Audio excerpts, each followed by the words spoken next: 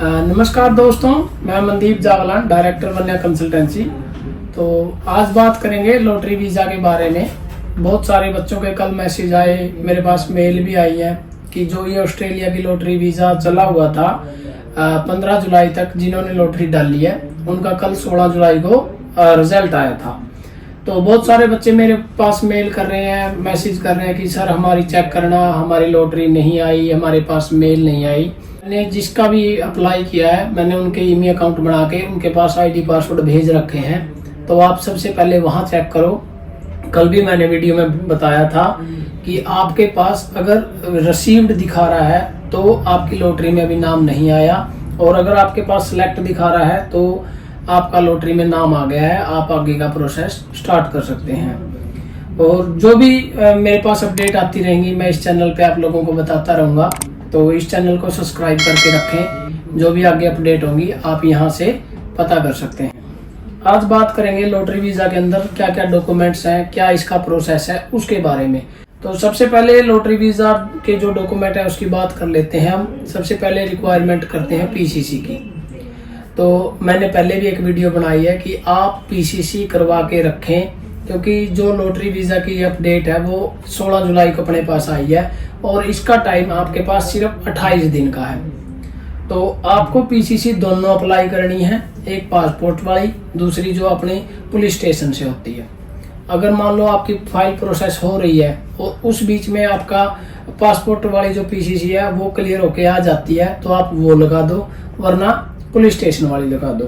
तो आप दोनों अप्लाई करके रखें।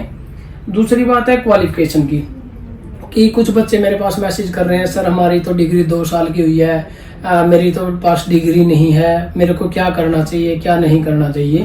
तो सबसे पहले अगर आपके पास 2 साल की डिग्री है, आपके पास 5 सेमेस्टर में आप अभी एडमिट हो, या आपकी फाइनल जो डिग्री है वो कंप्लीट नहीं हुई, तो घबराने वाली कोई बात नहीं है। जो 2 साल की डिग्री आपने कर ली है वो वैलिड है, वो चलेगी। और उसके बाद आपको सबसे पहले कॉलेज से LOR और MOI जो आते हैं, लेटर ऑफ रिकमेंडेशन, वो लेके रखना है।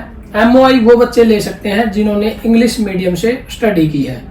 तो ये बात दोबारा मैं आपको बोल रहा हूँ, LOR और MOI बहुत जरूरी है, आप ये लेके रखिए। आपको वहीं से मिलेंगे जिस कॉलेज से, जिस भी यूनिवर्सिटी से आपने आपकी डिग्री कंप्लीट की है। अगर आपके पास कोई डिग्री नहीं है, आपके पास कोई डिप्लोमा है, 2 साल का डिप्लोमा +2 के बाद इसमें लिखा हुआ है, वो चाहिए आपको। बस इतना याद रखना मेरे दोस्तों कि वो फेक ना हो, किसी वैलिड संस्था से ही वेरीफाई होना चाहिए। आप उसको यूज कर सकते हैं, चाहे वो किसी भी फील्ड का डिप्लोमा हो। कि कुछ बच्चे मेरे पास मैसेज ये कर रहे थे सर फंड्स कितने होने चाहिए, किसके अकाउंट में होने चाहिए।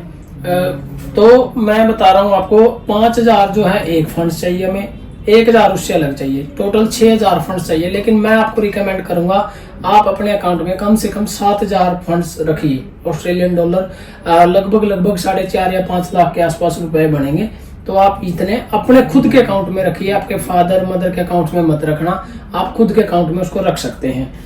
दूसरी बात है बैंक बैलेंस सर्टिफिकेट और स्टेटमेंट। ये चीजें आपको जब चाहिएगी जिस दिन आप अपना फाइल सबमिट करोगे। जिस दिन आप फाइल सबमिट करोगे उस दिन आपको बैंक बैलेंस सर्टिफिकेट और अपनी स्टेटमेंट चाहिए, तो आप उस दिन वो लेके रखना। उसके बाद बात करते हैं पीटी और आइल्स की। तो मैंने पहले भी एक वीडियो डाली थी, पीटी और आइल्स में अगर आपका स्कोर 30 है तो आप कर सकते हो।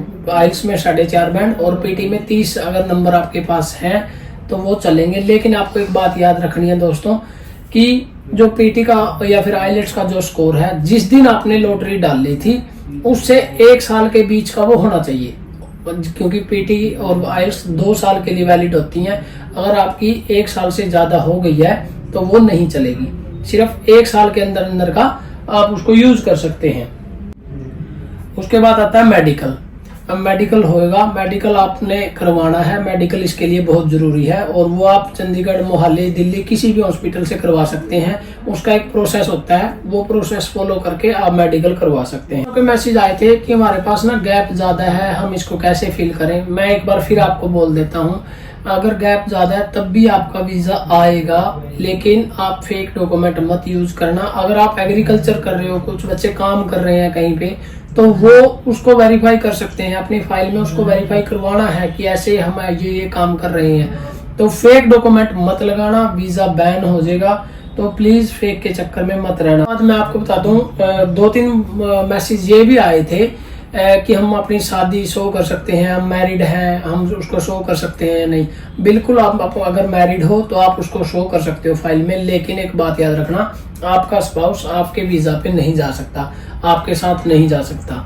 आपने इसके बाद अगर आपके पास कोई बच्चा है और बच्चा शो नहीं कर सकते आप, अगर आपने बच्चा शो कर दिया, वो बच्चा आपके ऊपर डिपेंड है, तो ये चीज अगर फाइल में शो कर दी तो आपका वीजा नहीं आएगा। ये बात याद रखना दोस्तों। उसके बाद बात करते हैं रिफ्यूज केस। कुछ लोगों के, कुछ बच्चों के पहले भी रिफ्यूज लगे हुए हैं और वो पूछ रहे हैं भाई रिफ्यूज है, दोबारा वीजा आएगा या नहीं आएगा।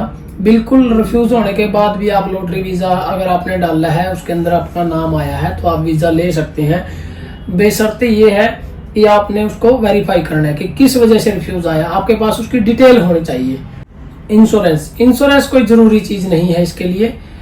हमने जो पहले पिछले साल वीजा अप्लाई किए थे उसमें ये कोई जरूरी नहीं है कि सबके इंश्योरेंस हमने किए हो।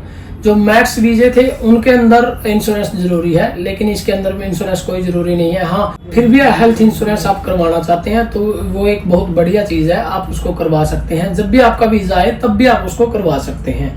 फाइल के लिए कोई जरूरी नहीं है कि हेल्थ इंश्योरेंस होना जरूरी है।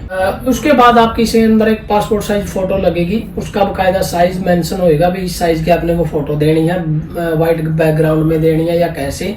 और जो भी आपके डॉक्यूमेंट होंगे वो स्कैन होंगे, पीडीएफ बन के फिर वो जाएंगे, लेकिन उसका एक प्रॉपर प्रोसीजर है, प्रॉपर उसकी डिटेल है भाई इस साइज की ये पीडीएफ होनी चाहिए, ताकि वो स्कैन करे हुए डॉक्यूमेंट वो इजिली उनको रीड कर सके। तो मैं आपसे यही उम्मीद करूंगा दोस्तों, मेरी बात आपको समझ में आ गई होगी। मैं आपको एक बार फिर बोलता हूं, किसी भी एजेंट के चक्कर में, फेक डॉक्यूमेंट्स के चक्कर में मत पड़ो, क्योंकि कुछ बच्चों के मैसेज ये भी आए थे, उन्होंने एजेंट से डील कर रखी है 15-15 लाख की, 20-20 लाख की। तो इस चक्कर में मत पड़ो दोस्तों। अगर आप चाहते हैं हम आपकी फाइल प्रोसेस करें तो आप हमें दिए गए नंबर पे कांटेक्ट कर सकते हैं, हमारे इंस्टाग्राम पेज को फॉलो कर सकते हैं और यूट्यूब चैनल को सब्सक्राइब कर सकते हैं। जो भी आगे अपडेट होंगी, जो भी फाइल प्रोसेस होगा, मैं आपको बताता रहूंगा। इस चैनल को सब्सक्राइब करके रखना। Thank you.